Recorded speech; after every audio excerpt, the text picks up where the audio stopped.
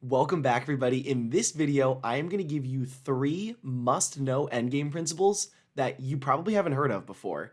These are fantastic truths about how you need to play the endgame, and they're going to help you be a lot more precise when you reach that stage of the game. These are things that I actually learned very, very recently, so let's jump into it.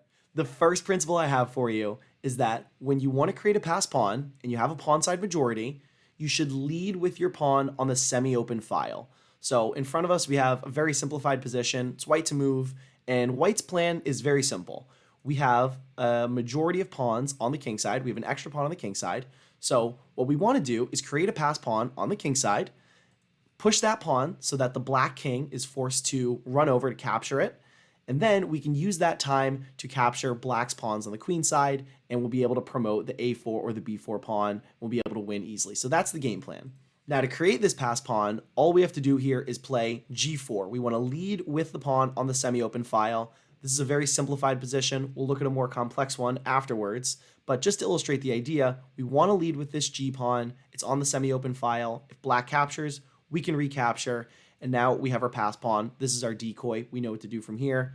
And instead, if black were simply to play h4, this isn't an issue. Again, we still have our pass pawn. We can play g5, and we can go through the same exact plan.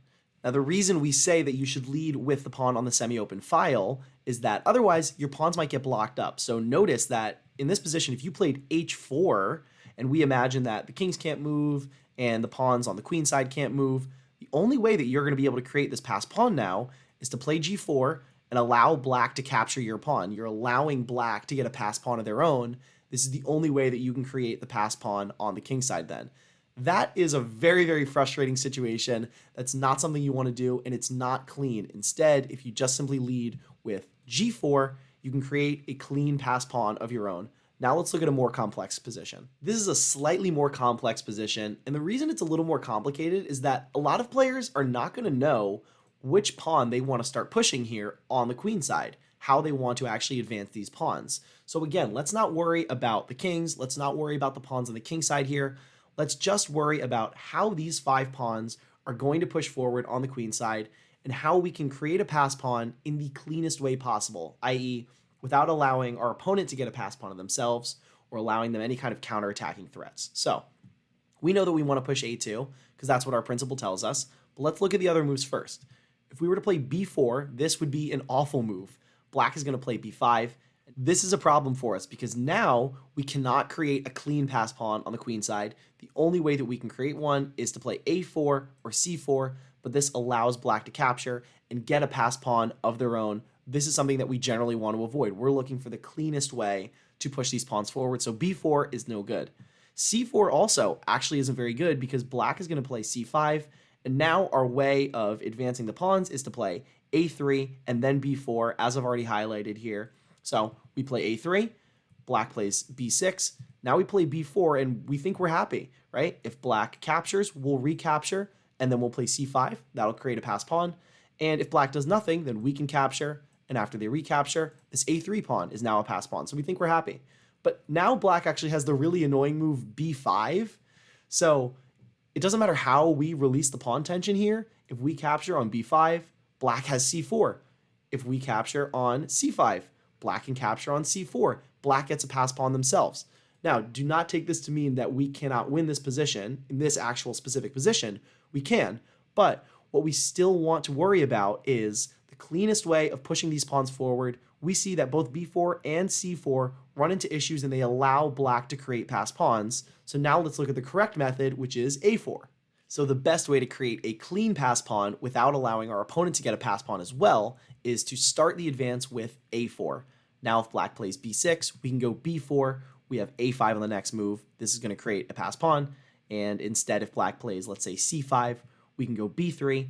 Then we'll play c3. We'll play b4 after they capture. Again, we have this same kind of structure where we want to keep advancing with the pawn on the semi-open file. That's the pawn we want to lead the charge with. So the only other option here is for black to play c6.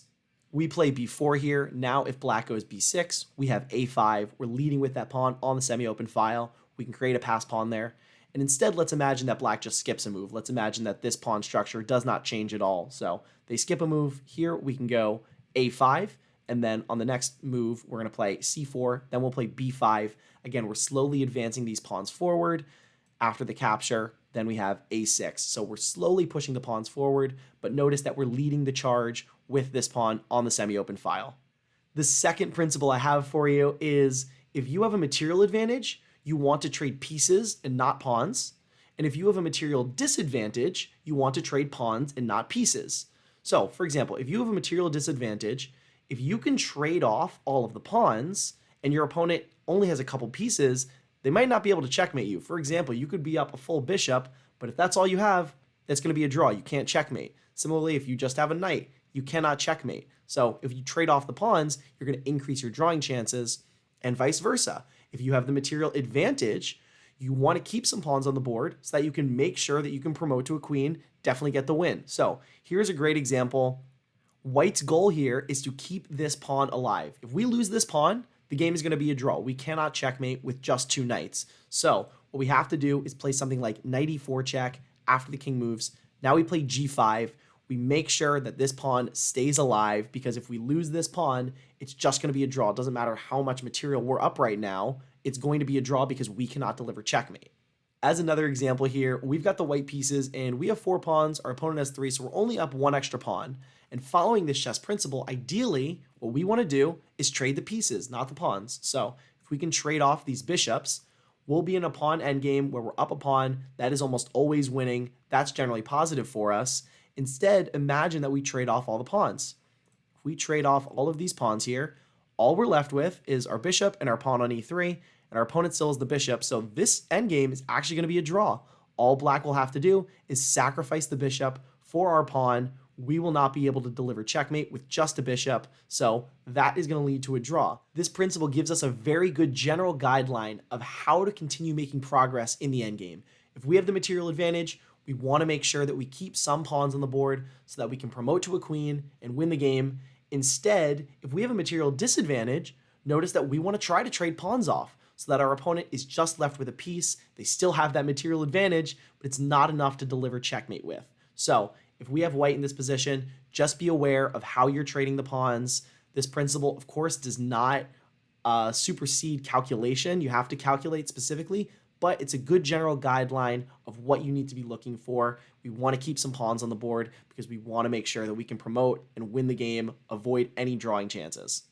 The third and final endgame principle I have for you is that when you have a material advantage, you want to keep pawns on both sides of the board. If you do this, you're going to increase your winning chances because it's much more difficult for your opponent to defend against threats on both flanks. Instead, if you only have pawns on one side of the board, like we have right now in the position in front of us, it's going to be much easier for your opponent to concentrate all of their forces and stop your threats. Instead, if you have threats on both flanks, it's going to be much more difficult for your opponent to defend. As an example here with the white pieces, we are up a pawn, but this is likely a draw. We've got all the pawns on one side of the board. Black is not going to have too much difficulty defending, and as we saw with the previous position, if all of these pawns can be traded off, all black has to do is sacrifice the knight for this final pawn, and this is going to be a draw. Instead, have a look at this position, right? Same number of pawns, same material advantage, but notice that this gives white much better winning chances because we have the pawn on the other side of the board.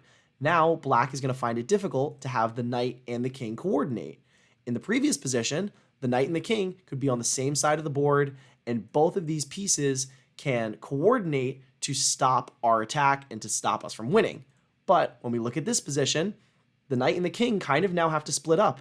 One has to worry about one side of the board, the other has to worry about the other side of the board. So this is going to increase our winning chances. If you have the material advantage in the endgame, try to keep pawns on both sides of the board. This is going to increase the number of threats that you can make because you can force your opponent to split up their pieces to try to defend both threats. You're going to increase your winning chances this way. But also notice vice versa. If you are losing in the endgame, you've got a material disadvantage. Try to clear off all the pawns on one side of the board. If you can do that, then you can have your pieces coordinate on the other side of the board. You're going to increase your chances of being able to hold a draw. Those are my 3 endgame principles for you. Please know that these are just general guidelines. They do not supersede concrete calculation. Each position calls for specific calculation. You cannot just follow these principles blindly. but they should give you a good general sense of how you want to progress in the endgame in the best way.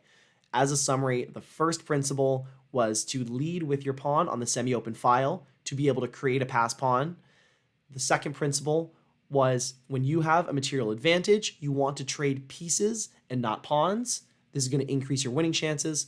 And the third and final principle was when you have a material advantage, ideally you want to keep pawns on both sides of the board to increase your winning chances. I hope you enjoyed this video and found it useful. If you did, consider subscribing and also give this video a thumbs up. These principles are fantastic and I only learned them very recently, so hopefully they're useful for you guys as well.